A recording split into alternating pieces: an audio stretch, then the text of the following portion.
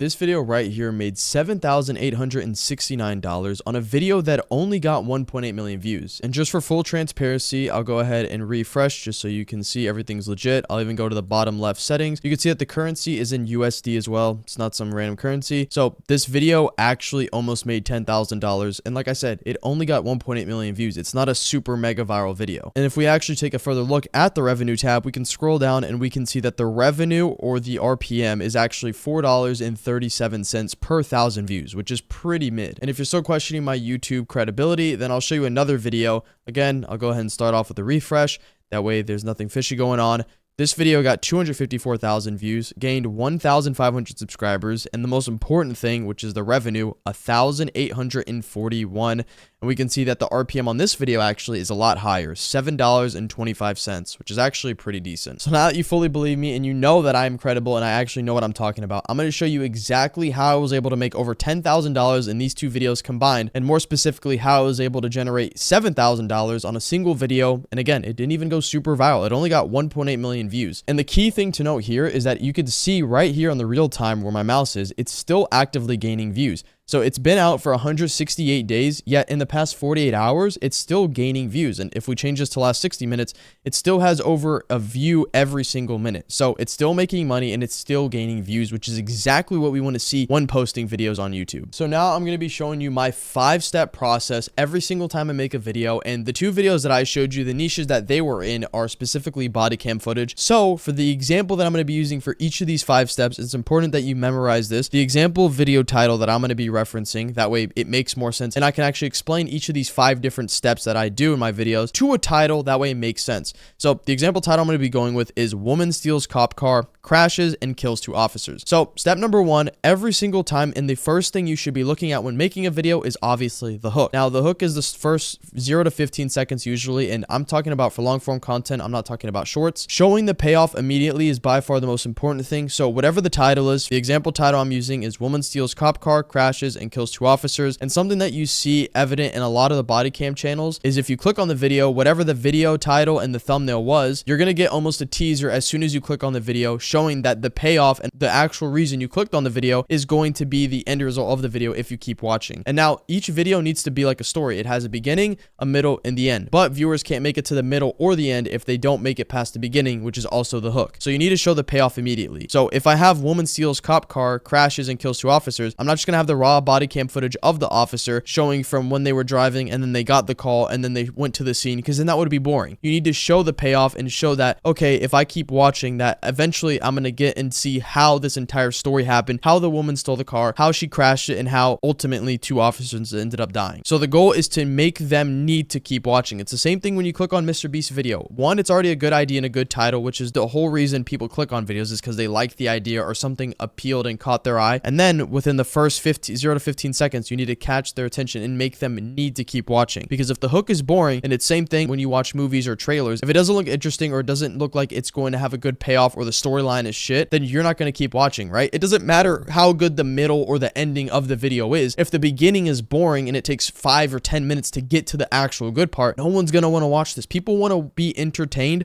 and that is why drama sells. And that is the sole reason why these body cam videos do so good, because they're real, they're relatable, and they're insanely dramatic because it's real situations and life or death typically happens in some of these cases because it's crazy and it's real. So you're basically needing to tell their brain, if you keep watching, I'll show you exactly how this happened. You don't want to start too slow. You don't really want to do any intros, logos of, hey guys, make sure to watch till the end. You know, you don't really want to do that. Obviously, it depends on the niche, but you don't want to really give them too much context. So again, for this example title, I would have the video starting off with one of the officers getting out of the cop car and showing him opening the door and then rushing to the car that's crashed, and then potentially cutting for the next like 3 to 5 second clip of having one of the officers that's actually like down or wounded, showing him. That way you can see, okay, one, I know that it's a car crash, the officer's running, the body cam that you're watching is running, so it's obviously something serious, and there's an officer down. So that's already 3 things in the first like 5 to 6 seconds of this video that I would do to show people that it's serious.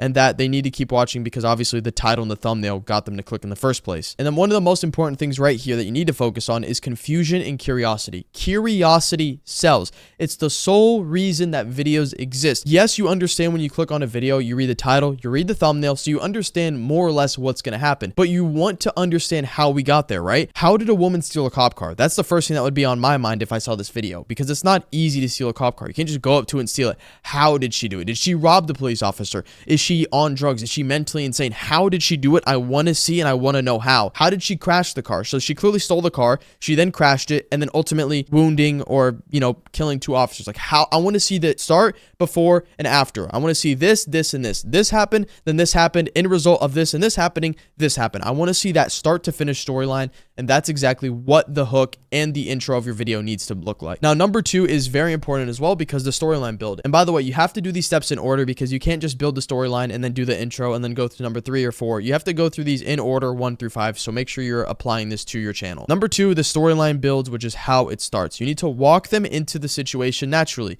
Who's involved? Why are they there? What feels off early? And what small details hint that this is about to go bad? So again, for the example of woman steals cop car, it's very niche dependent, and for something like this on the body cam channel, there's a high chance that the girl that stole the cop car was already being interrogated or already in an altercation with the officer. There's a probably 0% chance that the lady just went up to a cop car, stole it, and did all this crazy stuff, right? So you need to make it very clear that this is the lady who's involved. Why are they there? Was she pulled over for something? Did she have no plate? Is she just crazy? Is she like naked in the streets? Like what happened? What led up to her being a random civilian before the officers pulled up? Like what did she do? What is she on? What's happening? What feels off? Like I said, is she on drugs? Is she going crazy? Was it just a normal traffic stop and then she went berserk and for some reason freaked out and stole a cop car? What happened? And then the small details that hints that this is about to go bad. Maybe you pause and you do a voiceover and you can see that as the officers has the flashlight over her eyes, you can see that her eyes are red. Her pupils are like crazy. She's breathing very heavily. Like she understands like she's about to freak out or something like that, right? Like I said, it's very niche dependent. Depends on your story,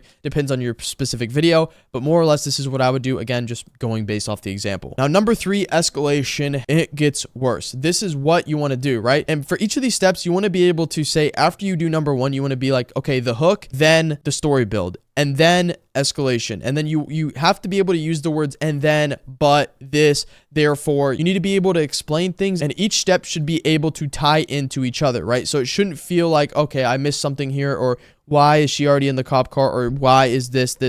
It needs to make sense, and you need to do it in a storyline basis, which is number 2 and a good point. So now number 3, escalation. There must be a change every 30 to 60 seconds. If you're just uncutting and you're doing raw footage, or again, it's just something super boring and there's unnecessary parts like the cops at Dunkin' Donuts, no one cares about that. People clicked on the video because they saw a woman crash a cop car, steal it. Like no one cares about a cop being at Dunkin' Donuts. They clicked on the video and wanted to watch it because they saw a woman steal a cop car, crash it, and then ultimately wounding 2 officers. That is the sole reason. Don't try and make it longer just to make it longer. Don't try and drag it for no reason. You need to be specific, and if it ends up being a 5-minute video, a 10-minute video, a 50-hour video, it doesn't matter. You just need to convey the point, because either way, even if you drag it, you're going to have retention fall-offs, and then people never even make it to the payoff, and then they potentially never watch your video or your channel again. So with this, you can get new information. So there's higher stakes, worse decisions, emotional shift. And the best way to explain it, if you're still not understanding, is viral videos don't stay flat, they escalate. Every single time you've watched a good movie or a good story, or even videos like Mr. Beast with high production, they are never just stagnant and they're emotionless, right? Even if there's a lot of money on the line, or even if there's $1 on the line, the more emotion and the more that people are involved emotionally in the video, the more they want to watch. And again, it's curiosity. Why does Mr. Beast keep doing things that involve money? 1, it's emotional. 2, it's relatable because everybody wants to be in a position like that.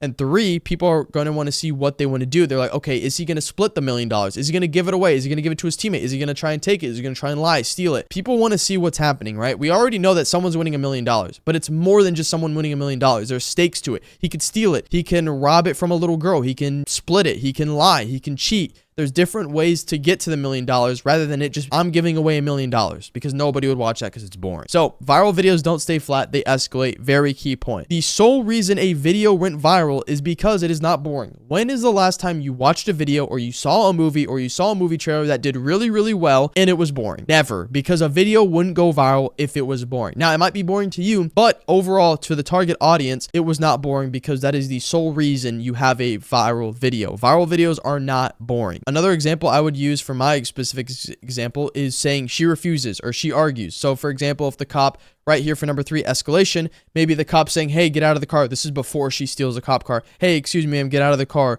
You're being detained. And she's like, no, I'm not. And then she rolls up her window. She locks the car. This is when things are getting intense, because now we all understand that, okay, if someone's not complying with a cop, what comes next? Well, he has to use his own force and he has to drag her out of the car. He has to bust the window. We know that it's about to get serious and shit's about to get good. So she refuses, or she's arguing, or she's lying. She's like, no, I haven't had anything to drink. Her speech is slurred. She's looking everywhere. You could tell she's clearly not all there. Or maybe she gets out of the car and runs. Or maybe then she just steals the car, right? So it's very dependent. But on the example, these are things that I would be able to do. And each step is worse than the last. So when he first pulls her over and he's examining her, maybe she lies about her name or that she hasn't had anything to drink. Then she locks herself in the car, rolls up the window, and then next she dashes out of the car to actually steal the cop car.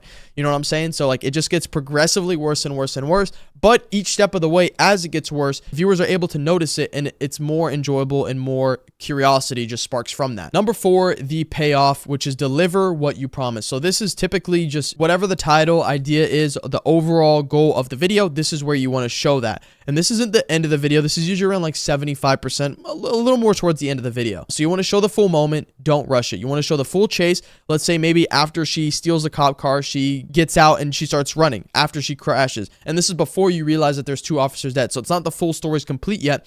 It's woman steals a cop car, she crashes, and then she kills 2 officers. So even though those all 3 happen pretty much at once, we're able to break it down in a story in like a before, middle, and after. So you show the full chase, you show the crash, you show the arrest, and you show the meltdown. The best thing about the body cam footage is it shows before they were pulled over or why they were pulled over, before the altercation with the police. It shows during that, and then it shows after. Maybe the interrogation, it shows that. Maybe it shows them freaking out because they know they're going to go to jail for a long time. Them realizing actually what they did. This is after already what they did, which would be she stole a car, she crashed it, and then obviously the 2 officers got hurt. So this is where you fulfill the promise of the hook. So going back to number 1, I'm going to show you this, how we tie this into everything. We could see the hook right here, which for the example title was this.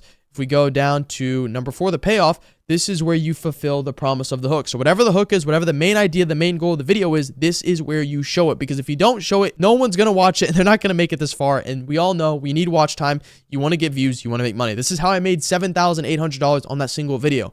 Please pay attention to this. You want to show the idea and the title and the payoff. And again, this is just example. So if you still are lost, you're not following, I just made it make more sense by putting that there. And then number 5, which is important, the aftermath, closure. And again, let me emphasize this very, very seriously. Each of these steps are as important as the rest. You can't make it to number 5, or you can't even make it to number 4, the payoff, if they don't make it to number 3, if they don't make it to number 2, and if they don't even make it to number 1. So you have to do each of these key points in order, and you have to execute them good. Now, again, it all comes with experience, and obviously your videos may not be as good as mine just because I have more experience, but as you go, each of your videos should have steady improvement, and you should be able to look at your past 5 videos and then look at your 6th video and go, okay, this video is 10 times better. The hook's better. They actually made it up until 60% of the video, right? So your videos should be gradually improving just as you go. So number 5, the aftermath, which is the closure, finish the story. What happened next? So what happened, right? She stole the cop car. We already know what happened. We know everything about the story. This is usually the last 20, maybe 15, 10% of the video.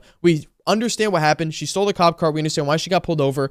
We understand she's crying. She's freaking out probably. But what happened next? Did she go to jail for life? Did we get the court ruling? Did we get an interrogation? Did we see her freaking out? Like, what actually happened less? Did we get the officer commentary? Maybe we get to see the ambulance of the officers and then them have to call the officer's family and say that they were actually dead. Like, what happened? We need to keep this emotional the entire time. This makes the video feel complete instead of cut off. Because imagine the video, you click on a video, right? This is the girl steals a cop car. She crashes it, kills 2 officers. And then as soon as that is shown, as soon as the officer goes up to the lady and goes, did you know you killed 2 people? And she goes, no, I didn't. And then the video ends. You'd be like, well, that's stupid because I want to see what happens next. Did one of the officers kick her in the face? I don't know. Maybe she killed one of her friends. Like, what happened?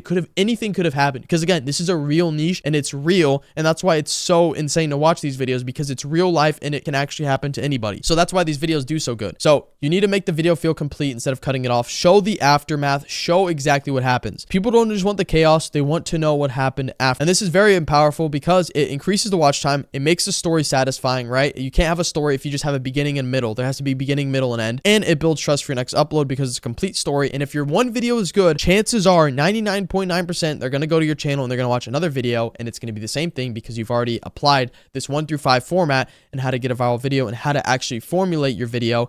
And you need to apply this to all your videos because, again, it depends on the niche. But for the example, I broke it down exactly how I would do this. This is how I was able to make $7,800 and $1,800 with a nice little $7 RPM on these 2 videos. If you found this video in any way, shape, or form helpful, first of all, like the video, subscribe, comment the word pizza, and I'll know that you made it this far. I'll probably like some of your comments. And also, I just relaunched my one-on-one mentorship program. So if you want to work directly with me and be able to have me hold your hand through the process in your own Faceless YouTube channels, click the link in the description. It's a little questionnaire. It takes under 30 seconds to complete. And if I think that you and I can work together and actually do something with it, then I'll reach out and we'll go from there. Anyways, hope you guys learned something from this video. Peace out.